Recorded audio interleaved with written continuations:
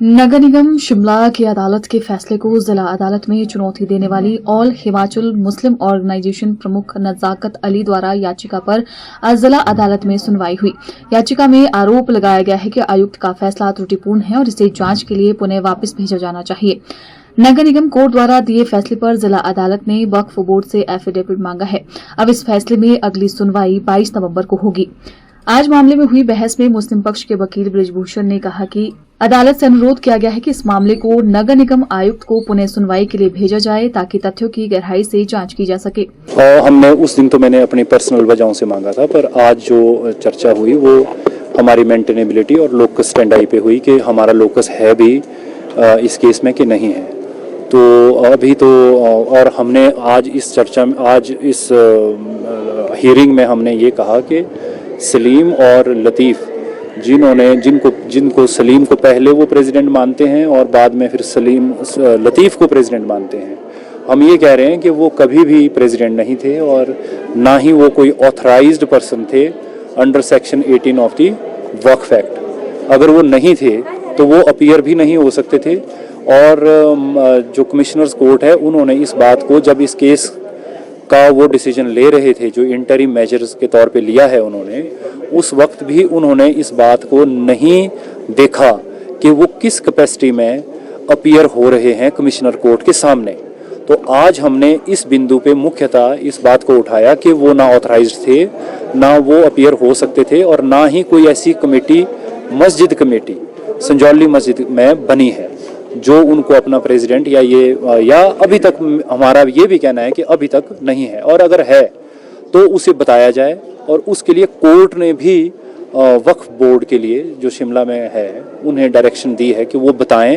और अपने मतलब क्या कि एक्ट के हिसाब से कोई कमेटी बनी है या नहीं बनी है। हाँ, ये तो हमारी प्रेयर है, ये तो शुरू से ही है कि उसको रिव्यू किया जाए और उन लोगों को सुना जाए जो कि ऑथराइज्ड लोग हैं मस्जिद कमेटी के। अगली सुनवाई शुक्रवार को है, 22 तारीख को। वहीं नगर निगम कोर्ट की ओर से अधिवक्ता भुवनेश पॉल ने कहा कि मामले में अगली सुनवाई 22 नवंबर को निर्धारित की गई है। इस दौरान वक्फ बोर्ड द्वारा एफिडेविट जमा करने और अन्य पक्षों की दलीलें सुनी जाएगी। केस लगा था जी आर्गूमेंट्स के लिए कोर्ट में, इसमें बहस हुई है। मैंने एमसी शिमला की तरफ से केस के लिए बहस की है। तो जिसमें जो बहस की थी हमने यही बोला था कि जो इनको ऑर्डर है that is a consented order given by the president और बाय द स्टेट ऑफिसर। तो इसमें कोर्ट ने जो अपील करता है उन्होंने ये बोला है कि जी जो अपील का जो इसने जो स्टेटमेंट दी है, जो रिस्पॉन्ड नंबर 4 है मिस्टर हाशमी, इनका क्या राइट है जी। तो इसमें कोर्ट ने ये आदेश किया हुआ है कि भी इसको क्या बोलते हैं, आपने वक्फ बोर्ड को ऑर्डर किया हुआ है कि भी you have to file affidavit before on 22/11/2024 को कि आप एक एफिडेविट फाइल करो जिसमें ये बताओ कि आपने किस कैपेसिटी में भाई इनको वो परमिशन दी थी जी, whether he is a president of that committee और नॉट जी। तो इसलिए अभी जो वक्फ बोर्ड के जो सीईओ साहब है वो उसमें 22/11 को क्या बोलते हैं इसमें एफिडेविट देंगे। और अपील करता ये बोल रहे हैं कि भाई जो इनका कोई अभी अधिकार नहीं है स्टेटमेंट देने के बारे में, रिस्पॉन्ड नंबर जो प्रेसिडेंट थे जिसके लिए परमिशन थी, इनका कोई अधिकार नहीं रहा देने के बारे में। तो इसलिए अभी अपील इसने बहस हुई है, बहस में ये कंक्लूजन निकला हुआ है कि भाई जो ऑर्डर्स जो भाई एफिडेविट है वो वक्फ बोर्ड के जो सीईओ साहब है वो देंगे और 22/11 को देंगे।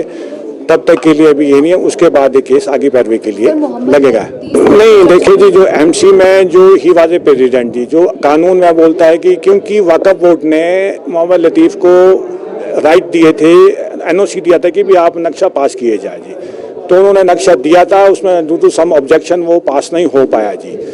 तो अब हमने तो एमसी ने तो यही देखना है कि नक्शा पास था कि नहीं था जी। कोर्ट ने आज ये आश्वस्त किया हुआ है कि आप किसी भी ऑथराइज पर्सन से, क्योंकि इन्होंने बोला कि सीईओ साहब बाहर गए हैं, टूर पे गए हैं, कमिश्नर साहब टूर पे गए हैं,